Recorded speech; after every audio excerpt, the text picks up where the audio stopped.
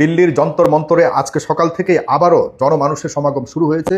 আজকে প্রিয় বন্ধুরা শুক্রবার 24শে জুলাই 2026 ভারতে যে গত কদিন যাবৎ যে আন্দোলন শুরু হয়েছে, জেনজিদের এবং ককরোচ জনতা পার্টির নেতৃত্বে যে আন্দোলন শুরু হয়েছে প্রধানমন্ত্রী নরেন্দ্র মোদী বিরুদ্ধে, বিজেপি সরকারের বিরুদ্ধে, সেটি এখনও পর্যন্ত চলমান। গত রাত আপনারা জানেন যে হঠাৎ করে নরেন্দ্র মোদী তিনি লাইভে এসেছিলেন তার টুইটার সোশ্যাল মিডিয়াতে। তিনি সেখানে বলেছেন যে যে বর্তমান চলমান যে শিক্ষার্থীদের আন্দোলন এবং শিক্ষার্থীদের প্রতি, শিক্ষার্থীদের দরদ, এগুলির প্রতি তার যথেষ্ট সম্মান রয়েছে এবং তিনি একটি ফাস্ট ট্র্যাক কোর্ট খুলেছেন। যারা সেখানে অপরাধী রয়েছে, বিশেষ করে নিট প্রশ্নপত্র ফাঁসের ব্যাপারে যারা অপরাধ করেছে তাদেরকে তিনি অতি দ্রুত বিচার আদালতে তাদের রায় এবং তাদের বিরুদ্ধে বিচার কার্য তিনি দ্রুত সমাধান করবার জন্য ফাস্ট ট্র্যাক কোর্ট তিনি স্থাপন করবার নির্দেশনা দিয়েছেন যারা সংশ্লিষ্ট কর্তৃপক্ষ রয়েছেন। এবং তিনি সবাইকে ধৈর্য ধরার আহ্বান জানিয়েছেন। আর যে কয়েকটি দাবি তারা তুলেছে সেই কয়েকটি দাবি নিয়েও তারা বর্তমান সরকার, বিজেপি সরকার এসব নিয়ে চিন্তা করবে, এরকম একটা আশ্বাসপূর্ণ বার্তা তিনি দিয়েছেন গতকালকে প্রায় আধা ঘন্টার উপরে একটি ভিডিও বার্তাতে। প্রিয় বন্ধুরা, এই ভিডিও বার্তাতে যেটি হয়েছে আমি এক এক করে সবগুলিকেই আপডেটস আপনাদেরকে দিব। আপনারা দয়া করে এই ভিডিওটিকে শেয়ার করবেন এবং আমার এই চ্যানেলটিকে এবং আমার এই ফেসবুক আইডিটিকে ফলো করে রাখবেন, তাহলে আপনাদেরকে সর্বক্ষণ আমি আপডেটসগুলো দিতে পারবো। মোদির ভিডিও বার্তার পর আজকে সকালে সোনম ওয়াংচুক, যিনি পরিবেশবাদী আন্দোলনের নেতা এবং তিনি শিক্ষাবিদও বটে, তিনি গত 26 দিন ধরে রাস্তায় কিন্তু অনশন করছিলেন এবং যে প্রেক্ষিতে গত 3 থেকে 4 দিন আগে তাকে দিল্লি পুলিশ জোর করে তাকে রাস্তা থেকে তুলে নিয়ে হসপিটালে ভর্তি করিয়েছে এবং সেখানে তিনি সুস্থ আছেন বলে জানান দিয়েছেন।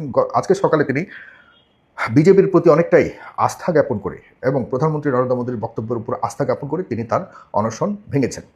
তার কাছে তিনি বলেছেন, ব্যাখ্যা দিয়েছেন যে আমার কাছে বর্তমান বিজেপি সরকার কথা দিয়েছেন এবং লিখিতভাবে কিছু আশ্বাসও দিয়েছেন যে তার 3টি পয়েন্টস ছিল দাবির ওয়াংচুক সাহেবের। তিনি বলেছেন যে যারা ওখানে আন্দোলন করেছে তাদের, বিশেষ করে 20শে জুলাই যারা সংসদ ভবনে হামলা করেছে বা বিভিন্ন ঘটনা ঘটেছে আপনারা জানেন সেদিন, এসব ঘটনায় কোনোভাবে যাতে আন্দোলনকারীদের বিরুদ্ধে বিচার বিভাগ বা পুলিশ যেন কোনো ব্যবস্থা না নেয়, এই ব্যাপারে একটি করেছেন।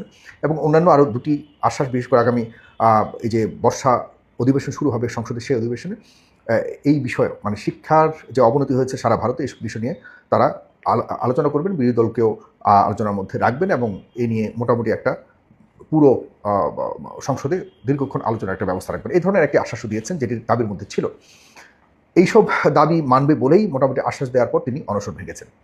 কিন্তু সেখানে সে যে সবচেয়ে বড় দাবি সিজেপির মানে ককরোচ জনতা পার্টির যে সবচেয়ে বড় দাবি ছিল সেটি হলো যে বর্তমান শিক্ষামন্ত্রী জনাব ধর্মেন্দ্র প্রধান, যার পদত্যাগ দাবি করে কিন্তু প্রধান দাবি এটি ছিল এবং এই পদত্যাগের দাবিতেই কিন্তু যত বর্তমানে যন্তর মন্তরে আন্দোলন চলছে গত অনেক দিন ধরে, এইসব বিষয়ে কোনো কথা বলেননি নরেন্দ্র মোদী। যে কারণে সোনম ওয়াংচুক তার দাবি থেকে সরে গেলেও মানে ককরোচ জনতা পার্টি বলেছে আমরা এই আন্দোলন থেকে সরে দাঁড়াবো না যতক্ষণ পর্যন্ত আমাদের এই দাবি পূরণ না হবে। মানে হলো ধর্মেন্দ্র প্রধান যিনি শিক্ষামন্ত্রী, তিনি যতক্ষণ না পর্যন্ত পদত্যাগ না করবেন তাদের আন্দোলন চলতে থাকবে। এবং এই আন্দোলন শুধুমাত্র দিল্লি কেন্দ্রিক নয়, এই আন্দোলন মুম্বাইতে ছড়িয়ে গেছে। আপনারা জানেন সেই উদ্ধব ঠাকরে, সেই রাজ ঠাকরে, যারা ঠাকরে পরিবারের যারা বস্তুত আসলে পুরো মুম্বাইকে যারা পরিচালনা করে, নিয়ন্ত্রণ করে, সেখানে যদিও বিজেপি সরকার বসা আছে তবুও তারা আজকে থেকে মাঠে নেমেছে এবং তারা বর্তমান এই আন্দোলনের সাথে সংহতি প্রকাশ করেছে এবং সরকারকে চ্যালেঞ্জ করেছে যে আসুন দেখা যাক কার শক্তি কত, যদি কোনো কারণে আমাদের এই আন্দোলনকে বাধা দিতে আসে তাহলে কিন্তু আমরা রাস্তা থেকে সরব না, এমন একটি বড় ধরনের হুঙ্কার দিয়েছে। অন্যদিকে আজকে কলকাতায় বা পশ্চিমবঙ্গে যারা বামপন্থীরা রয়েছে এবং মমতা ব্যানার্জির দলে রয়েছে সবাই কিন্তু আজকে বিভিন্ন মানে শিক্ষা সংগঠন যারা রয়েছে তারাও কিন্তু নামার ঘোষণা দিয়েছে। আজকে পশ্চিমবঙ্গে এই প্রথম এই আন্দোলনকে সমর্থন জানিয়ে সেখানে রাস্তায় মিছিল করবে, মিছিলে ডাক দিয়েছে। এর বিরুদ্ধে আবার যারা বিজেপির সমর্থিত দলগুলি রয়েছে তাদের যে শিক্ষা সংগঠন রয়েছে তারাও বলেছে আমরাও যারা এই আন্দোলনকে পুঁজি করে রাজনীতি করতে চায় তাদের বিরুদ্ধে আমরা রাস্তায় নামবো এবং সেই বিষয়ে একটি সিদ্ধান্ত নিয়ে তারাও আজকে রাস্তায় নামবে। তার মানে মুখোমুখি একটা অবস্থানে চলে এসেছে পুরো বিষয়টা। অন্যদিকে আজকে সিজেপির প্রধান যিনি রয়েছেন অভিজিৎ দীপকে, তিনি ঘোষণা দিয়েছেন যে আমরা সরকার সাথে বসতে রাজি আছি এবং সরকার, আপনারা জানেন যে সরকার কিন্তু 3 থেকে 4 বার প্রস্তাব দিয়েছে এবং 4 বারই নাকচ করেছে ককরোচ জনতা পার্টি। এখানে আসলে ইম্পর্টেন্ট তো ককরোচ জনতা পার্টি, এর মধ্যে সামিল হয়েছিলেন জনাব সোনম ওয়াংচুক, তিনি বিভিন্ন সময় দীর্ঘদিন ধরে বিভিন্ন আন্দোলনে তিনি এই ধরনের প্রতিবাদ করে এসছেন। কিন্তু ককরোচ জনতা পার্টির যে দাবিগুলো আজকে অনেকদিন ধরে আসছে, এগুলো সম্পূর্ণ পার্টিকুলার, এবং এই ককরোচ জনতা পার্টির জন্ম কীভাবে হয়েছে এটি আপনারা জানেন। সুতরাং তাদের একটি ভিন্ন এজেন্ডা রয়েছে, শুধুমাত্রই যে এই বিষয় তা নয়, তাদের একটা ভিন্ন এজেন্ডা, যেগুলি আমাদের বাংলাদেশ থেকে তারা উৎসাহিত হয়েছে, তারা নেপাল থেকে উৎসাহিত হয়েছে, তারা শ্রীলঙ্কা থেকে উৎসাহিত হয়েছে। সুতরাং একটা মূল কাঠামোগত পরিবর্তন চায় এই জেনজির বর্তমান নেতৃত্ব, কারণ আশপাশের সবগুলো দেশে কিন্তু পরিবর্তন ঘটেছে। সুতরাং তারাও চায় যে কোনো না কোনো একটা মানে থিম ধরে অজুহাত ধরে তারা সামনে এগিয়ে যাবে, এবং রাজনৈতিকভাবে একটা মূল স্তম্ভ পরিবর্তনের জন্য এবং মূল কাঠামো পরিবর্তনের জন্য তারা এগুলি করছে। এগুলো আমরা বুঝি, কারণ হলো আসলে আন্দোলনকারীরা একটা সময় গিয়ে এই ধরনের একটি চাওয়াতেই কিন্তু চূড়ান্ত গন্তব্য পৌঁছানোর চেষ্টা করে। এই কয়েকটি আন্দোলন যেগুলি হয়েছে শ্রীলঙ্কা, নেপাল, বাংলাদেশে, এদের এই মূল উদ্দেশ্য ছিল এসব, যে একটা রাজনৈতিক পট পরিবর্তন। তো সেখানে তারা তাদের যে গন্তব্য যদি নিয়ে থাকে, তাহলে কিন্তু আপনার যতই সরকার আশ্বাস দিক, এসব দাবি 2-3টা মানুক, আবার নতুন দাবি নিয়ে কিন্তু সবাই আসবে। কারণ ইতিমধ্যে আন্দোলন কিন্তু আর শুধুমাত্র যন্তর মন্তর যে ছোট্ট একটি জায়গা সেটিতে নেই, এটি এখন সারা দিল্লি, সারা মুম্বাই, সারা ভারত জুড়েই কিন্তু শুরু হয়ে গেছে। সুতরাং সমগ্র ভারতের যখন চতুর্দিকে কোনায় কোনায় সব ছোট ছোট দলগুলো, গ্রুপগুলো যখন আন্দোলন শুরু করবে স্পোরাডিক্যালি, তখন এই আন্দোলনকারীদের উপরে কোনো না কোনো একটা নির্যাতন শুরু হবে। বিভিন্ন কোনায় কোনায়, যেটি বাংলাদেশে হয়েছে, বিভিন্ন দেশে হয়েছে, এই আন্দোলনকারীরাই কিন্তু শেষ পর্যন্ত দিল্লিতে আসবার ঘোষণা দেবে যে সবাই দিল্লিতে আসো, আমরা একত্রিত হয়ে এখন করি। আমার মনে হয় নাও হতে পারে, ভারতের বিষয়টা সম্পূর্ণ ভিন্ন একটি বিষয়, আমি চাই না এরকম একটা অবস্থা হোক, কিন্তু এটা তো সত্য, এক নায়কতন্ত্র চলছে অনেক দিন ধরে, এক নায়কতন্ত্র চলছে ভারতে। এই কসাই মোদির কারণে কিন্তু ভারতে ধর্মীয় বিভক্তি থেকে শুরু করে সামাজিক বিভক্তি এবং গণতন্ত্র এখন নাই বললেই চলে, একদম নাই বললেই চলে। যেই গণতান্ত্রিকভাবে যে দেশটিকে আমরা সারা বিশ্বে উদাহরণ হিসেবে দেখেছি, সেই দেশে কিন্তু এখন গণতান্ত্রিক ভাষায় কেউই কথা বলে না। এই যে বিরোধী দলীয় নেতা জনাব রাহুল গান্ধীকে কীভাবে রাস্তা থেকে, এবং তার বোন প্রিয়াঙ্কা গান্ধীকে কীভাবে রাস্তা থেকে তুলে নিয়ে গেছে, একটা গণতান্ত্রিক শান্তিপূর্ণ আন্দোলনকে কীভাবে অশান্তিপূর্ণ করে ফেলেছে, এবং এই ছেলেদের উপরে যেভাবে আক্রমণ চালিয়েছে, ঠিক বাংলাদেশে যেসব ঘটনা ঘটিয়েছে। দেখুন একটা জিনিস, যারা বাংলাদেশের বাইরে দেখছেন, আপনাদেরকে একটা কথা বলি, এই বাংলাদেশের প্রথম দিন থেকেই নরেন্দ্র মোদীর গোয়েন্দাদের পরামর্শে বাংলাদেশে যে রোলার স্টিমার চালিয়েছিল, এই যে কারণে বাংলাদেশি পুলিশরা, বাংলাদেশি সকল তৎকালীন তথাকথিত আইনশৃঙ্খলা রক্ষাকারী বাহিনীরা যেভাবে এই আমাদের ছেলেদের উপরে, আমাদের ছাত্র জনতার উপরে যেভাবে আক্রমণ চালিয়েছে, নির্যাতন চালিয়েছিল, যে কারণে বাংলাদেশের মানুষ পুলিশের উপরে, এই নিরীহ পুলিশ বাহিনীর উপরে এভাবে হামলে পড়েছিল। পুলিশ বাহিনীর এভাবে হওয়ার কথা না, আমাদের পুলিশ বাহিনী এতটা নির্মম ছিল না, আমাদের পুলিশ বাহিনীকে নির্মম তৈরি করা হয়েছিল, যে কারণে আমাদের পুলিশ বাহিনী এভাবে হামলে পড়েছিল শিক্ষার্থীদের উপরে, যে কারণে শিক্ষার্থীরা সুযোগ পেয়ে পুলিশের উপরে এভাবে হামলে পড়েছে, পুলিশের অনেক সদস্য জীবন দিতে হয়েছে। এসব পরামর্শ কিন্তু শেখ হাসিনার ছিল না, এই ভারতের ছিল।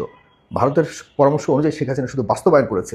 শেখ হাসিনাকে বলা হয়েছে যে এখন থেকেই মেরে ফেলো, বলে না বাসর রাতে বিড়াল না মারতে বলে আর কখন মারা যায় না, তারা প্রথম দিন থেকে বাংলাদেশে মারা শুরু করেছিল। আজকে দেখুন একই ফাঁদে পড়ে কিন্তু নরেন্দ্র মোদী নিজে এসে খালি বারবার বলতেছে আলোচনায় বসবো, আসো আসো আসো আসো। আর এই জিনিসটি কিন্তু শেখ হাসিনাকে শেখায় নাই। শেখ হাসিনাকে বলেছে কোনো আলোচনার দরকার নেই, খালি গুলি করো গুলি করো গুলি করো। এই যে নিজের দেশে যখন এই একই ঘটনার শিকার হয়েছে নরেন্দ্র মোদী, তখন ওই দেশের শিক্ষার্থীদের বুকে গুলি করতে তাদের কিন্তু হাত কাঁপতেছে। আর আমার দেশের মানুষ মারার জন্য শেখ হাসিনাকে পরামর্শ দিতে কিন্তু তাদের 2 টাকা খরচ হয় নাই, বলে দিয়েছে খালি গুলি করে মারতে থাকো পাখির মতো, সেভাবেই মেরেছে। এখন কত হিসাব বিকাশ করতেছে, কতবার ডাক দিতেছে যে তোমরা আসো, আমরা আলাপ করতে চাই, সব দাবি মেনে যাব। অথচ শেখ হাসিনাকে কী বলছে যে তুমি কোনো দাবি মানবা না, খালি গুলি। আমি মনে করি যে এই ধরনের একজন নেতার হাতে যদি ভারতের মতো একটা দেশ থাকে, তাহলে কখনোই ভারতে যেমন অশান্তি দূর হবে না, আশপাশের দেশগুলো থেকেও অশান্তি দূর হবে না। ভারতবাসী জেগেছে, এবং আমি মনে করি ভারতবাসীর এই আন্দোলনের ফসল হিসেবে একটি গণতান্ত্রিক দেশ আবারও পুনঃপ্রতিষ্ঠিত হবে বলে আশা করা যায়। তবে যে ষড়যন্ত্র এবং যে লোভের জাল ফেলা হয়েছে, সোনম ওয়াংচুকের মতো মানুষকে কিন্তু মানিয়ে ফেলেছে, তাকে কিন্তু সম্পূর্ণ সরিয়ে গত 2-3 দিন যাবত তার ব্রেন ওয়াশ করে ফেলেছে। তার ভিতরে পলিটিক্যাল বিষয়টাকে ঢুকে দেওয়া হয়েছে যে দেখো তোমাকে ব্যবহার করে বিরোধী দলগুলো এগুলি চাচ্ছে, এই সেই ইত্যাদি ইত্যাদি। এইভাবেই কিন্তু এই গোয়েন্দা বাহিনীর কাজগুলো এভাবে নিয়ে ব্রেন ওয়াশ করা। হ্যাঁ, আর বাংলাদেশের ক্ষেত্রে কী করতো, নিয়ে গুম করে ফেলো, একদম নাই করে ফেলো। আর সেখানে কিন্তু এটা সম্ভব না, কারণ ওদের গুলি মানুষ, আর আমাদের বাংলাদেশের সব ছিল ইয়ের বাচ্চা, এইভাবে তারা দেখতো। আর না, বাংলাদেশের দিকে চোখ দেওয়া কখনোই আর সাহস করবে না মাথায় রাখতে হবে। সুতরাং প্রিয় বন্ধুরা, আজকের এই অবস্থাতে আজকে দুপুরে তারা বসবে অভিজিৎ দীপকে মানে হলো ককরোচ জনতা পার্টির প্রধান এবং সরকারের সাথে যে মিটিং হবে সেখানে প্রধান মানে অভিজিৎ দীপকে তাদের একমাত্র যে দাবি সেটি হলো আপনার প্রধান শিক্ষামন্ত্রী প্রধান যিনি ধর্মেন্দ্র প্রধান তার পদত্যাগটাই তাদের সবচেয়ে বড় দাবি থাকবে এবং তারা বলেছিল যে আমরা কোথাও যাবো না আলোচনা করতে, কোনো অফিসেও যাব না, কারো বাসায়ও যাব না। সুতরাং সেই অনুযায়ী একটা জায়গা তারা আজকে সরকারের পক্ষ থেকে প্রস্তাব দিয়েছে এবং সিজেপির পক্ষ থেকে প্রস্তাব দিবে, সেখানে আজকে মিটিং হতে যাচ্ছে। দুপুরের পর আমরা বুঝতে পারবো যে আসলে আন্দোলনের গতিবিধি কোথায় যাচ্ছে, কোন দিকে যাচ্ছে।